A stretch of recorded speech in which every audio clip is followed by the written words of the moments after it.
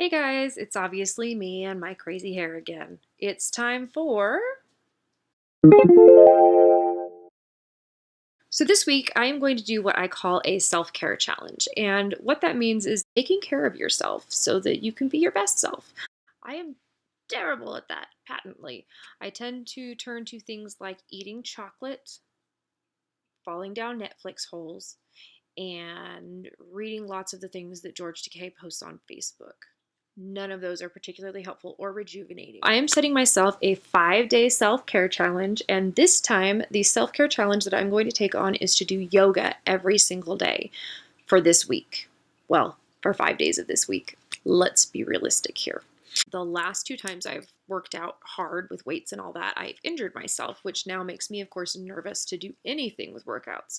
I tend to avoid yoga now for 2 reasons. One, my very favorite yoga teacher now lives in a different state because I moved away. 2, when I am feeling the anxiety a lot or the depression a lot, I don't really want to be in a quiet headspace. We really do have to take that time to face the quiet and see what's going on in our own minds, even if sometimes it can be a little bit scary. I have not managed to actually work out for 5 days in a row for a long time. So we're going to give it a shot.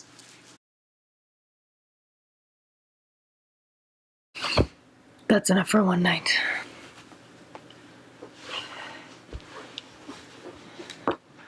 Oh, except child pose. I love child pose. Basically, it's like nap time in kindergarten.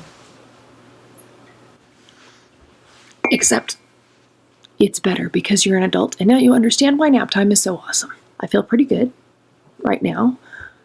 Hopefully that doesn't translate into me being giddy and not able to sleep, because that happens. But we'll see if it helps me. I mean, this week is going to be pretty crazy busy. It's day 2 of the yoga self-care challenge. To be perfectly honest with you, I'm kind of having an off day. I slept until about 1:30 and haven't really felt like doing much. I think it's probably backlash because last week was so crazy.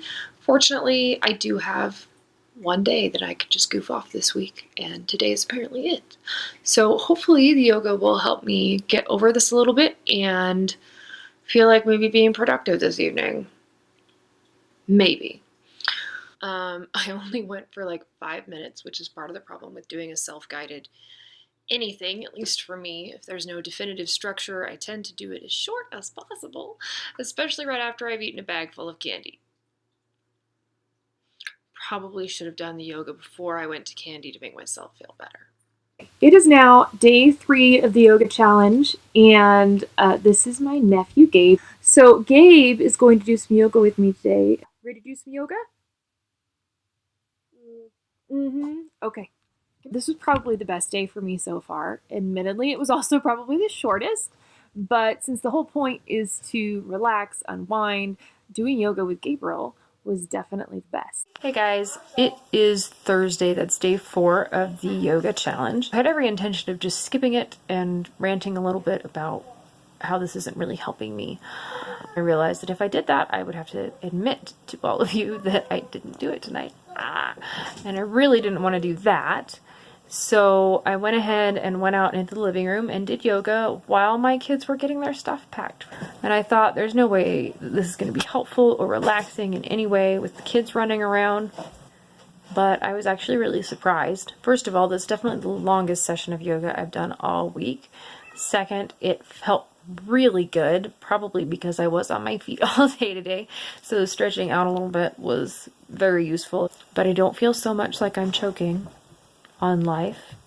I don't feel so much like I'm gonna start crying any moment. So it did help, and it actually helped my kids. They've seen me do yoga before, and they know I do that when I need to relax, so they started helping each other, and that was really nice to see too. So all in all, it was definitely worth my time today, and I guess I'll try and remember that the next time I feel like it's not really doing anything for me. Yep.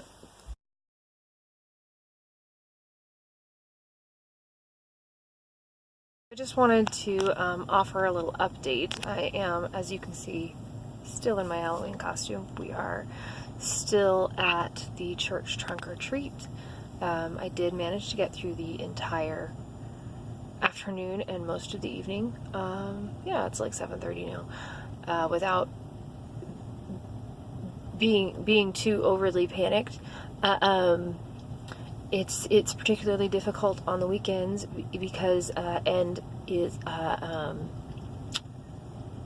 autistic and ADHD, and so when I'm already having trouble, it can be very difficult, especially if she's very wound up like she is today, very excited, because she has absolutely no ability to respect personal space at all. And for me at least, having things unexpectedly in my face or touching me is very hard when I'm already a little anxious or a little tense. So I did make it though through most of it, but now I'm sitting out in the car because they're doing the trunk or treat. They're actually doing it indoors because it's raining, and so it's going to be utter and complete chaos in the halls,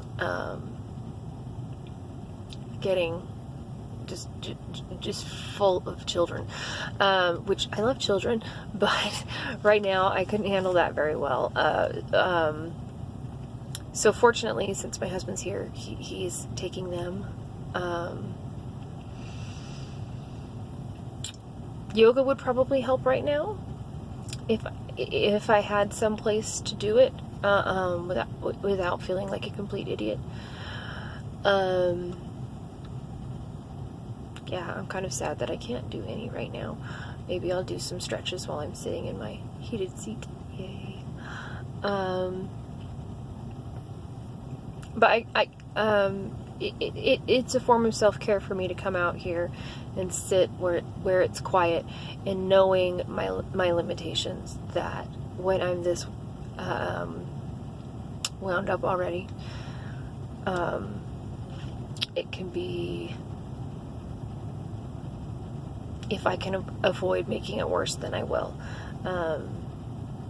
So since my husband can do it, he's doing it. If my husband was not here, I would do it anyway, because it's really important to me to be honest with my kids about my problems, but to also do the best I can to make sure that they're not suffering negative consequences just because mom's having a panic attack, which is why on actual Halloween I'm going to take them to a downtown trick-or-treat, which is, I'm told, absolutely insane as well. I'm starting to brace myself now. But yeah, that's just reality with self-care when you have a mental illness of any kind, I imagine.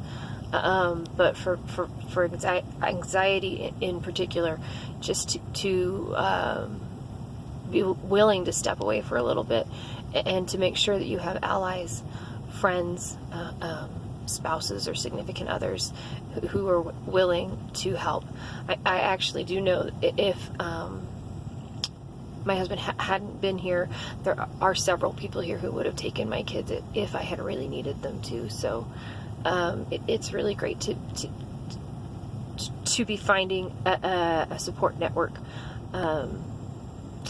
that will do those kinds of things. So yeah, I'm gonna try and do a little car yoga now, and I'll get back to you and let you know if it helped. I just spent about 10 or 15 minutes doing some seated yoga. Quick Google search was able to come up with quite a bit of information for me, actually. I was really surprised. But I mean, handy. Google is handy. My dad calls it the Oracle for obvious reasons. So my stutter is mostly gone, as you can probably tell, and I feel calmer. I found tension in places. Obviously, you don't really notice where you're carrying it until you start stretching, so that was super helpful. And hopefully this means that by the time I get home, I will be functioning enough to help my husband get the kids in bed, or at least sit on the couch and holler at them. It's going to be an adventure getting everybody soaped down, and yeah, no, I'm just amazed, I guess, that, 10 minutes of seated yoga poses, taking the time to think about it, to breathe, I really do feel a lot better. So, obviously not perfect. I imagine that tomorrow is going to be a difficult day for me, because usually if I get this way towards evening, it is difficult the next day. That doesn't really surprise me, given, again, how this week has gone and how busy it's been, how much stuff I've been doing. But the fact that I have been doing this yoga challenge is what made me even think to try to do something about it, instead of just sitting in the car and being freaked out. So it's good. I just wanted to kind of talk over the conclusions from the yoga video. As far as, I didn't expect it to go the way that it did at all. I really thought that I would notice a daily difference. Instead, I really had to fight it for the first 3-4 days. And then, of course, there was the day that I skipped and I didn't really notice a difference.